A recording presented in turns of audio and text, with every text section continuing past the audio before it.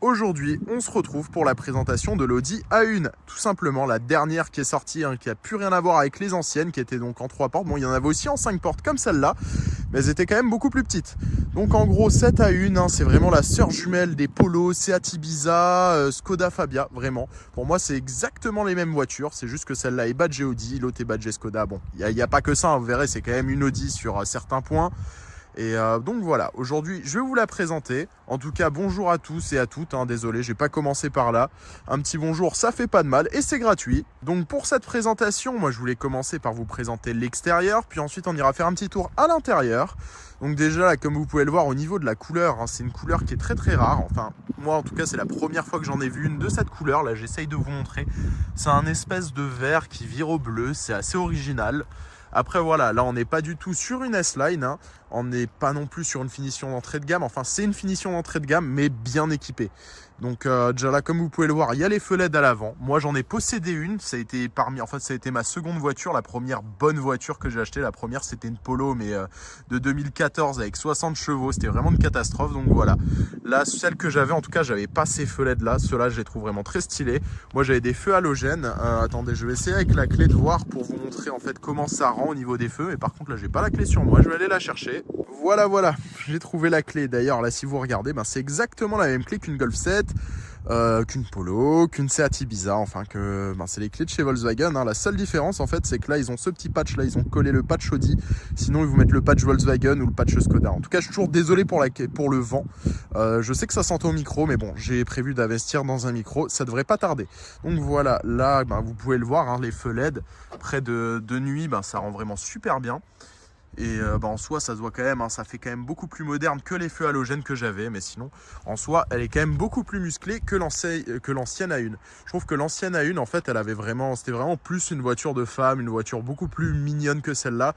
Alors que là elle a quand même elle a des courbes bien plus Audi. Pour moi ça ressemble déjà beaucoup plus à une A3 que les anciennes A1. Bref, pour revenir à cette face avant, à part les phares, là on a bien sûr le logo 4 anneaux. On a une calandre qui est en plastique, Ça, il y a beaucoup de plastique dans ce véhicule. D'ailleurs, là, à l'avant, on a également du plastique. Ça, c'est en plastique. Bon, là, elle est très sale, mais c'est un détail. Mais bon, à part ça, c'est normal. C'est l'entrée de gamme de chez Audi, donc il y a du plastique. Mais si vous faites attention, déjà là, regardez. Bon, c'est des fausses entrées d'air, mais là, ils ont fait le petit clin d'œil à l'Audi Quattro avec ces 3 petites entrées d'air comme ça. Je trouve ça assez stylé.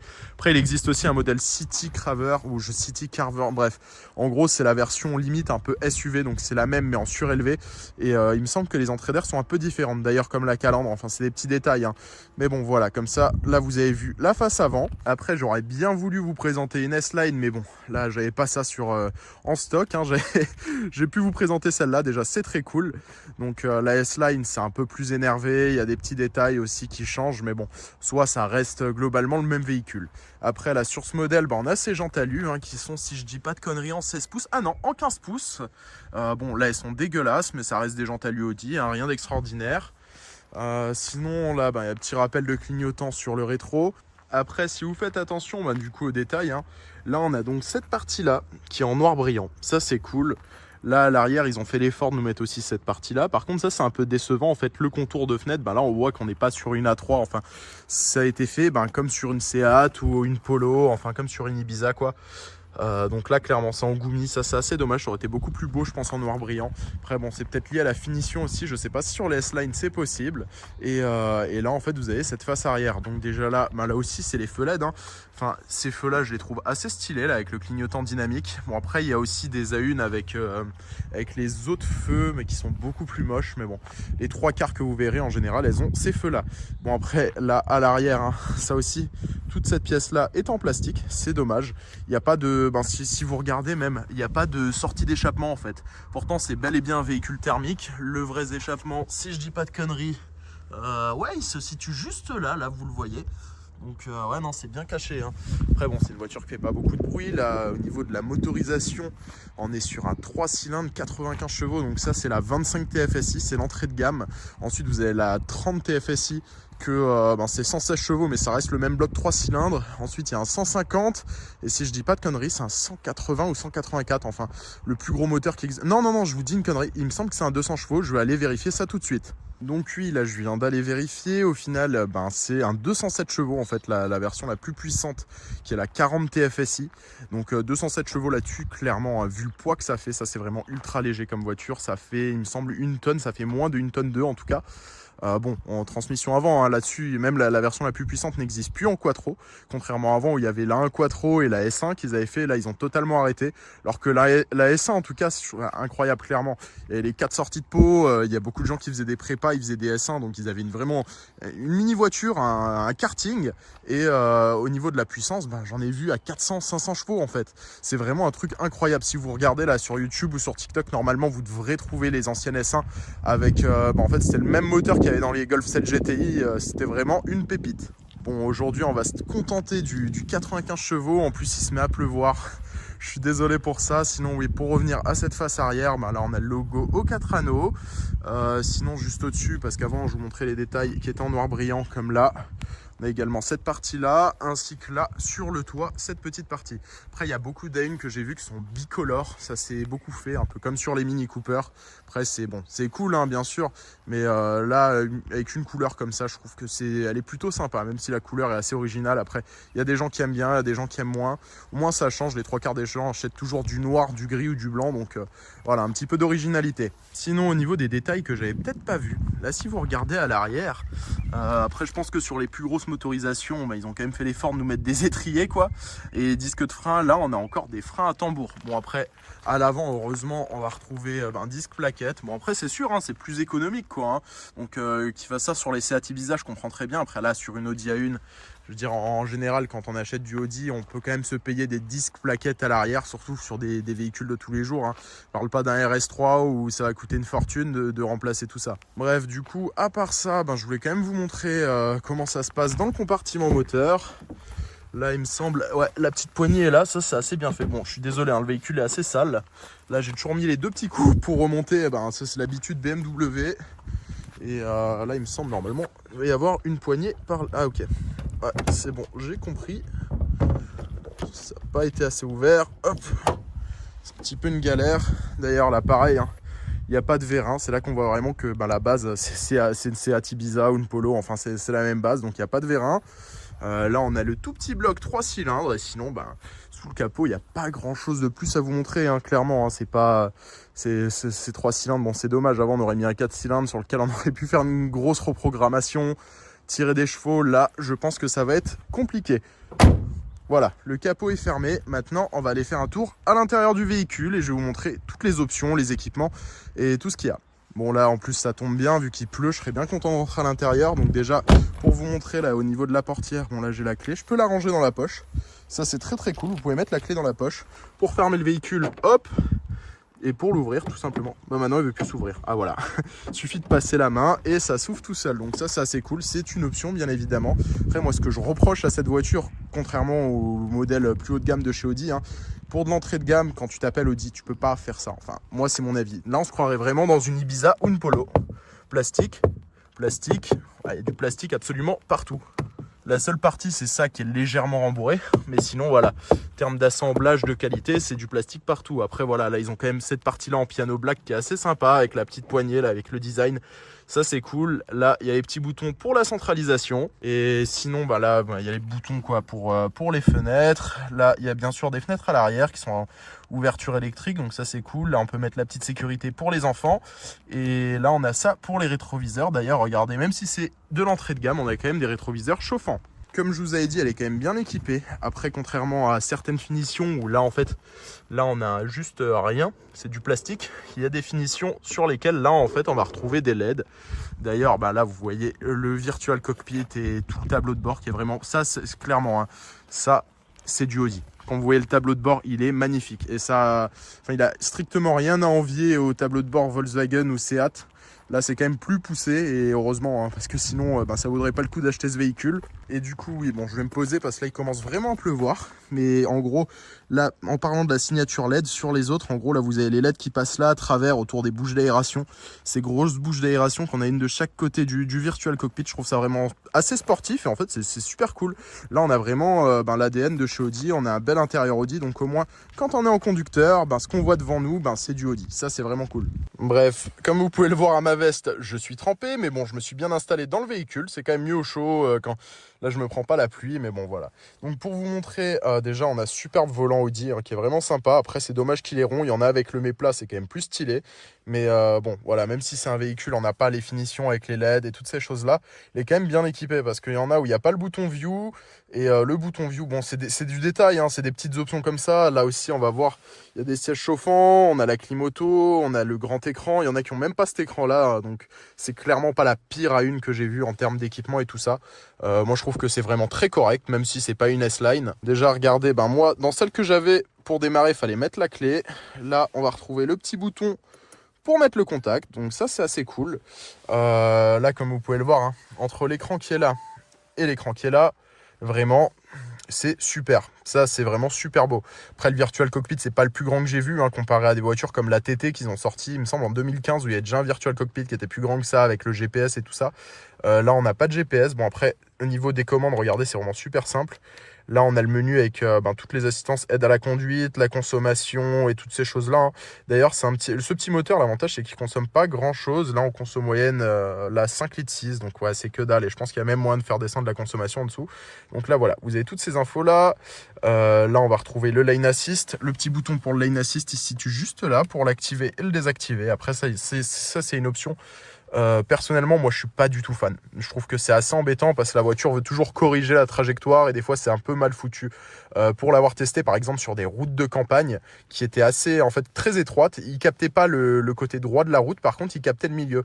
Et comme ces routes étaient très étroites, en général il faut plus ou moins rouler au milieu de la route et quand on croise un véhicule vraiment ralentir, mettre les deux routes droites dans le champ. Et en fait là comme le véhicule captait la file du milieu, il voulait forcément, pour lui j'étais trop proche de la voie du milieu, du coup il voulait toujours me remettre à droite. Et ça c'est embêtant parce qu'en fait si on laisse la voiture faire, on va finir dans le fossé. Bon, à part ça, donc là pour aller dans les différents menus, là on a un autre menu avec les médias. Donc là on peut voir quelle musique on a, pouvoir changer de musique et tout ça. Pour changer de musique, là c'est très simple, on a le bouton à gauche et à droite là. Sinon là on peut régler le volume sonore, appuyer dessus. Ça au niveau de l'infodivertissement, Audi vraiment c'est simple, efficace, c'est tellement bien fait. C'est vraiment très appréciable. Et sinon là on peut également voir du coup pour le téléphone, les contacts, avec qui on est en appel, raccroché et tout ça. Sinon là on a un petit bouton bonus là chez Audi, là je sais pas en quoi il est paramétré, mais en gros vous pouvez configurer ce bouton pour mettre absolument ce que vous voulez dessus, donc ça c'est très très cool. Et pour revenir à la dernière fonctionnalité, donc le bouton View qu'on va pas retrouver partout dans tous ces véhicules, donc regardez, en appuyant dessus, ça va donc changer l'interface. Après ça c'est vraiment du détail, mais ça reste une option. Ça reste une option. Après, là, si on regarde, en fait, il n'y a pas moyen d'avoir le Virtual Cockpit avec Maps et tout ça là-dessus. Parce que tout simplement, ces véhicules-là et celles que j'avais achetées, c'est pareil. Là, je sais pas ce qu'il me dit, voilà. Donc là, si vous regardez, on a toutes les applications et tout ça. Il y a CarPlay et tout. Donc heureusement qu'il y a CarPlay, parce que si vous cliquez sur la navigation, et celle que j'avais achetée, mon A1 à l'époque, c'était exactement la même chose. La navigation n'a pas encore été activée. Veuillez vous adresser à un concessionnaire Audi. Donc en gros, la carte de la navigation, ils la vendent en plus. Donc ces véhicules sont capables d'avoir en gros l'équivalent de plan de chez Volkswagen Audi, mais ils n'ont pas d'origine, ça aussi c'est en option, donc je trouve ça un peu décevant quand même. Bon, heureusement il y a CarPlay, donc on peut mettre Waze, plan, tout ce que vous voulez, et je vous rassure, hein, parce que sinon ouais, ce serait compliqué. Donc voilà, au niveau de cet écran là, il est assez fluide, hein, clairement, hein. Là on voit vraiment qu'on est sur les nouvelles générations. Là on a tous les petits raccourcis sur le côté, c'est très simple d'utilisation, même si les 3 quarts du temps, en tout cas dans celle que j'avais, il y avait toujours CarPlay, et j'utilisais rien d'autre. Sinon, pour revenir à ce tableau de bord, avant je vous parlais de la qualité de finition. Donc ouais, là quand on regarde la portière, là c'est du plastique partout. Quand on regarde là au milieu, il y a du plastique absolument partout. Et c'est vraiment du plastique comme on retrouverait dans une Polo ou une Seat Ibiza. Et c'est ça qui est un peu décevant. Mais bon, pour revenir du coup à ce que je vous disais, donc du coup au niveau du tableau de bord, là on va donc retrouver une clim auto Bizone. Ça c'est très cool. Après c'est en option, hein. Il n'y a pas ça dans tous ces véhicules-là. Avant je vous ai parlé des sièges chauffants. D'ailleurs ces sièges, bon là j'ai mon matos dessus, mais Ils sont pas incroyables, hein. On n'est pas sur la S-Line. Après, c'est vraiment des sièges de base. Ça, c'est vraiment les sièges, ouais, en gros, les sièges premier prix. Donc, quand vous achetez ce véhicule, vous avez ces sièges-là. Après, si vous en voulez d'autres, par exemple, moi, j'avais l'édition Design. Donc, il y avait une bande au milieu du siège. C'était juste, enfin, la sellerie qui changeait un petit peu. Mais sinon, c'était exactement les mêmes sièges. Après, je suis déjà monté dans les sièges du S-Line. Et ouais, là, clairement, on a beaucoup plus l'impression d'être assis dans une A3 ou quelque chose quand même. Alors que là, ce genre de siège, c'est exactement la même chose qu'on retrouverait dans une Seat Ibiza. Mais bon, heureusement, le tableau de bord, lui, il est super bien fini. On a une espèce de planche de bord en Z. Je sais pas si vous voyez ce que je veux dire. Donc, on a cette partie-là qui est droite face au conducteur. Cette partie-là qui est un petit peu tournée vers moi, en fait, vers le conducteur. Et là, on a cette partie-là qui revient comme ça vers le passager avec ses deux bouches d'aération, là et là.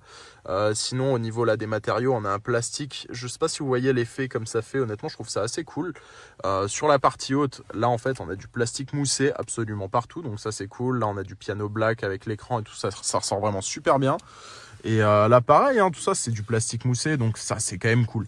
Niveau de la qualité de finition, comme ce volant, hein, le volant, il est en cuir. Il est assez, vraiment, le volant, c'est un volant Audi. Là, il n'y a aucun doute. D'ailleurs, petite particularité chez Audi, si vous regardez juste là, on a donc ce petit commodo là, qui est vraiment très simple d'utilisation là pour le régulateur de vitesse. Donc ça, c'est très cool. En tout cas, moi, j'aime bien. Je trouve que le fonctionnement de l'avoir mis ici, c'est vraiment très pratique. Je trouve que c'est plus simple que par exemple chez BMW avec sur le volant, avec les boutons et tout. Là, non, c'est hop, vous activez, montez la vitesse, descendre, vous repoussez pour l'enlever et en remettre comme ça. Enfin, non, ça, c'est vraiment très très simple et pratique. Sinon, vu que c'est un véhicule récent aussi à l'intérieur, là, on va retrouver, du coup, bon, là, il manque des options, hein, vu qu'il y a tous ces boutons-là qui sont vides. Ça, c'est un peu fait comme chez Peugeot, là, avec ces petits boutons sur lesquels on appuie dessus. Et en dessous, là, on a donc deux prises de chargement USB-C. Et ça, c'est assez cool d'avoir de l'USB-C. Hein. Et maintenant, on n'a plus d'USB, donc ils vivent avec leur temps, clairement. Par contre, il n'y a pas de chargeur à induction. Il y en a dans certaines, il y a le chargeur à induction qui est juste là, mais ça aussi, c'est une option. Après, parmi les choses que j'apprécie chez Audi, il y a cette petite molette qui est juste là, qui vous permet donc de monter le son, baisser le son, passer à la musique suivante ou revenir à la musique précédente en tapotant comme ça. Après, on peut aussi couper le son en appuyant dessus, puis le remettre en rappuyant. Ça, c'est cool. Après, ce modèle-là, il n'est pas en boîte auto. Là, on a la boîte manuelle. Donc, boîte 5, malheureusement. Une boîte 6, ça aurait été appréciable pour l'autoroute. Mais bon, après, voilà, avec le 95 chevaux, c'est plutôt un véhicule, on va dire, type citadine. Le pommeau, il est super bien fini. Là, on a donc du cuir dessus. Sinon, là, on a les petits inserts en alu avec la partie haute en piano black. Franchement, ça, c'est assez cool. Et si vous regardez derrière, là, on a donc le frein à main. Qui n'est pas électrique, hein, contrairement au modèle plus haut de gamme. Bon, c'est fait exactement comme sur une Polo, sauf que là, il y a du cuir avec le petit insert là, chromé comme ça. Sinon, là, on a l'accoudoir qui est très très fin en fait. Hein. Si on regarde vraiment, c'est pour une personne. Hein. C'est pas un accoudoir à partager.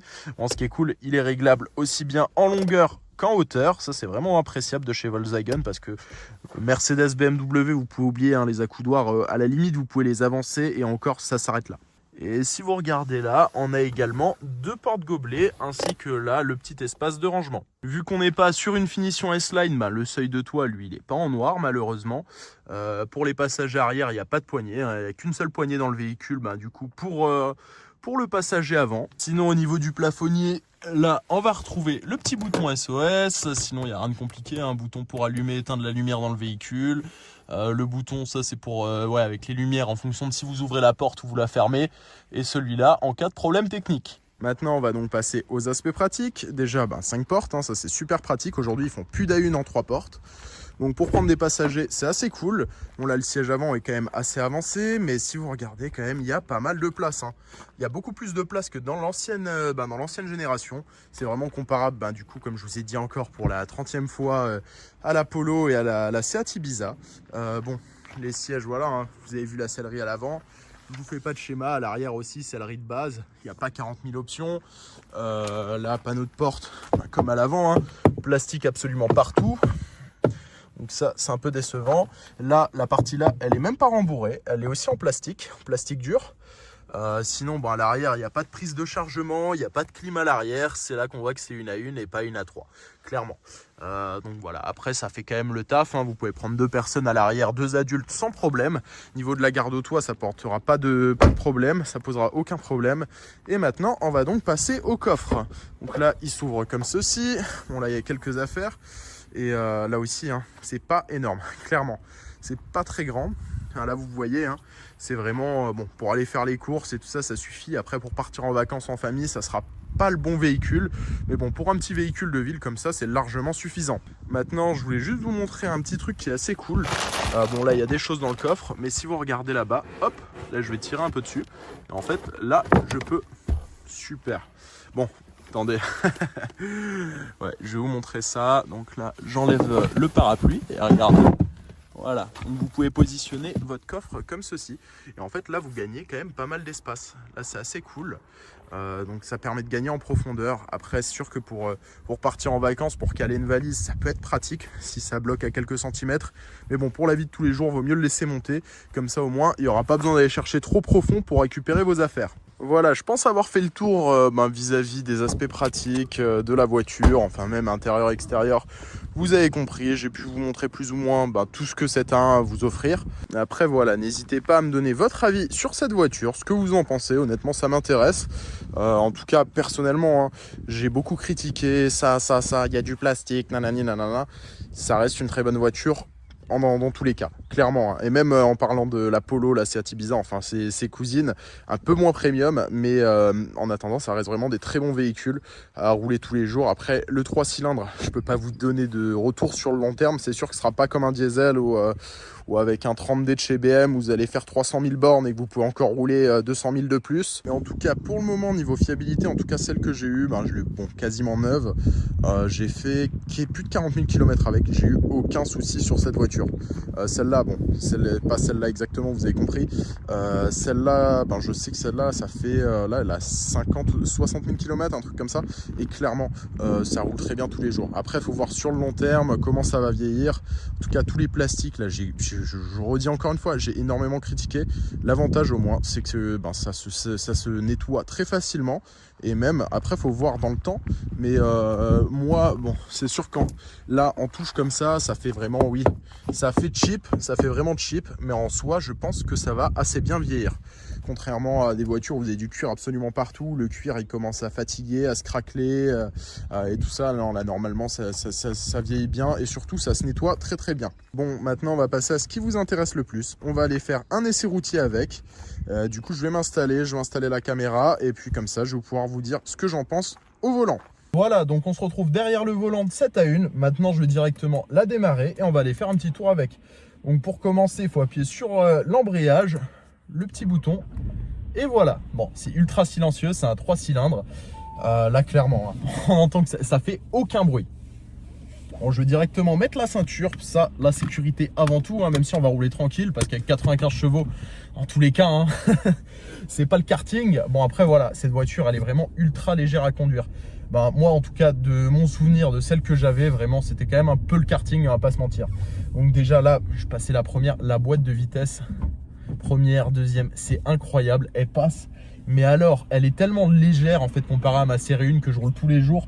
Ma 116D à côté, ça paraît tellement plus lourd, même le volant. Vraiment le volant, cette voiture, vous pouvez la rouler avec le petit doigt. Donc maintenant, hop, on va directement s'insérer. Bon, c'est 95 chevaux. Bon, désolé, ça c'était les essuie-glaces. Essuie-glaces automatiques d'ailleurs. Hein.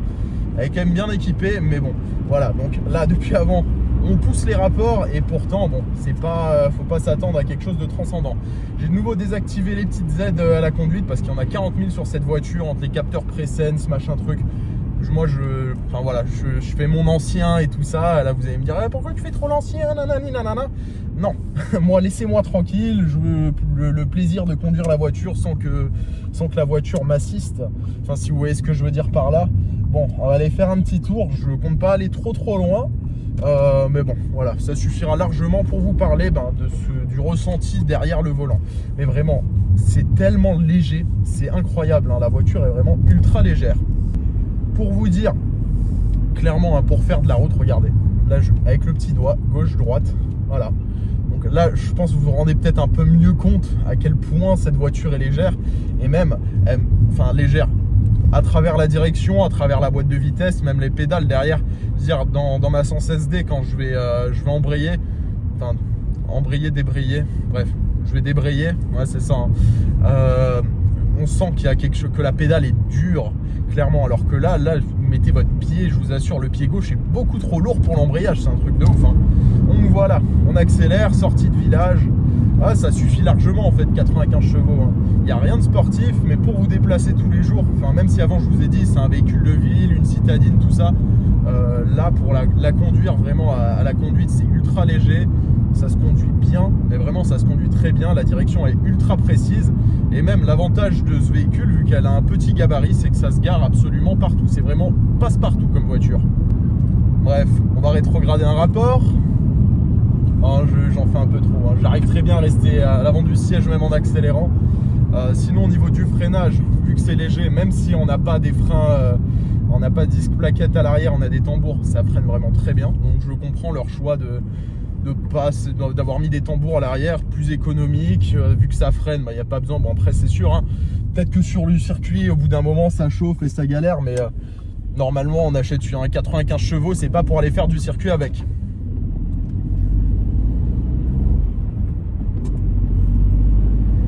Honnêtement, pour moi, cette voiture, vraiment pour une voiture de tous les jours, c'est vraiment une voiture parfaite. Et surtout, comme elle est très simple à conduire, c'est une voiture que, clairement, hein, vous pouvez la donner à un enfant, il la conduira sans problème. Bon, c'est sûr, c'est pas une sans permis, vaut mieux pas donner ça non plus à un enfant. Ne faites pas ça, ne faites surtout pas ça. C'est pas parce que je vous dis un enfant peut la conduire qu'il faut qu'un enfant la conduise.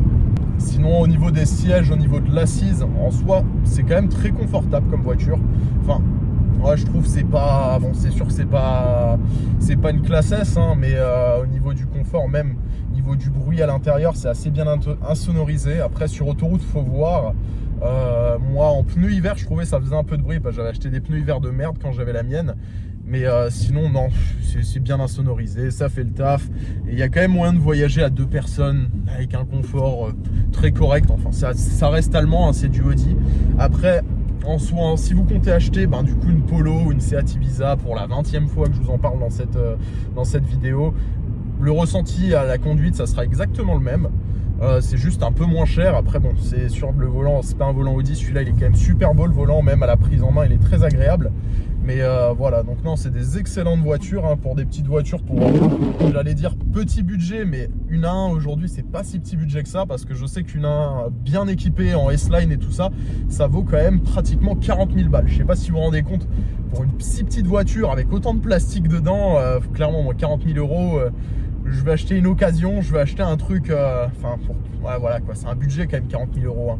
Après celle-là, les modèles comme ça, je sais que bon, d'occasion on en trouve aux alentours des 20 000 euros à peu près, peut-être même un peu moins maintenant. Mais bon, en tout cas, comme voiture neuve, pour ce prix-là, enfin neuf en entrée de gamme, ça doit commencer autour des 30 000 euros. C'est quand même peut-être un peu moins, mais je trouve ça quand même très très cher. Après là, j'arrive au feu rouge, ouais, start and stop, hein. Tous les véhicules récents là-dessus, je sais même plus où c'est. Ah si, c'est là, ok, là il y a le petit bouton au milieu pour le désactiver. Moi je désactive toujours ça, c'est une obligation. Après pour un véhicule aussi récent, c'est pas grave, hein, si vous le laissez, ça va pas dire, même si ça sollicite un petit peu plus le démarreur et la batterie. C'est des véhicules qui sont faits pour, donc ça n'a rien changé. Après c'est sûr que si la voiture vous comptez la garder pour 300 000 km, enlevez le start and stop, clairement. Parce que sur le long terme, je pense du coup votre démarreur durera moins longtemps, ainsi que la batterie, même si la batterie pas forcément, que ça a quand même une durée de vie normalement. Alors, il me semble c'est pour une batterie c'est 7-8 ans à peu près. Bon là du coup petite montée très légère, mais on sent vraiment qu'il n'y a pas de couple, hein. 3 cylindres, c'est tellement léger comme moteur, c'est... Ah non, pour moi c'est vraiment un moteur parfait pour la ville. Après même s'il n'y a pas de couple, dire pour rouler à 50 ou à 80, c'est vraiment parfait. Il n'y a pas besoin de plus. Enfin voilà, en France on est très limité. Après pour aller sur l'autoroute en Allemagne, avec la mienne, vu que je suis frontalier, j'habite pas loin de la frontière allemande, pour vous dire, le compteur bloque à 210. J'ai réussi à la monter à 210, mais bon à partir de 200 il n'y a plus rien. Mais quand même, hein, bon ça il faut compter 2 minutes, hein. Peut-être pas, non, mais je pense au moins 40 secondes pour monter de 100 à 200. Voilà, là je viens de prendre un ralentisseur, là aussi hein, suspension, franchement c'est super confortable. Donc, vraiment c'est un très bon véhicule. En tout cas si vous comptez en acheter une et vous hésitiez et tout ça, n'hésitez pas, allez, faites-vous plaisir. Franchement c'est pas une voiture que vous allez regretter. Après si vous me dites que vous comptez en acheter une neuve, full option, vous comptez mettre 40 000 euros, mettez 40 000 euros dans autre chose que ça, achetez une bonne occasion, vous trouverez bien mieux à ce prix là. Et je voulais juste vous parler aussi de ses concurrentes. Donc parmi ses concurrentes, il y a du coup la Peugeot 208. Et clairement, hein, entreprendre à 1 litre de PureTech ou acheter ça. Au moins vous aurez beaucoup moins de problèmes de fiabilité. Donc vraiment, clairement pour moi, elle est au-dessus de ses concurrents. Ouh là là, les essuie-glaces. Même si, voilà, en tout cas, la Clio aussi est très bien. J'avais testé la Clio, c'est tout aussi souple. Mais bon, j'ai quand même une préférence pour moi, c'est la meilleure de sa gamme, tout simplement. Bref, en tout cas, je vous remercie pour le visionnage. Sur ce, on se retrouvera très prochainement dans une prochaine vidéo. Je vais vous sortir du lourd, pas que des présentations, enfin si, toujours des présentations, mais des trucs qui marchent un peu plus, préparer tout ça, ça va être marrant. En tout cas, ça arrive dans les prochaines vidéos. Merci à tous ceux qui m'ont suivi. D'ailleurs, j'ai vu que ma dernière vidéo, elle a fait plus de vues que les vidéos d'avant, donc je suis content. Ça me motive, je vais continuer. De toute façon, en tout cas, c'est toujours un plaisir. Moi, je le fais d'abord par plaisir, tout simplement. Parce que j'aime ça, j'aime les voitures. Donc, j'espère que ces petits formats vous plaisent. En tout cas, on se retrouve très bientôt pour des prochaines vidéos. Et moi, je vous dis ciao, ciao!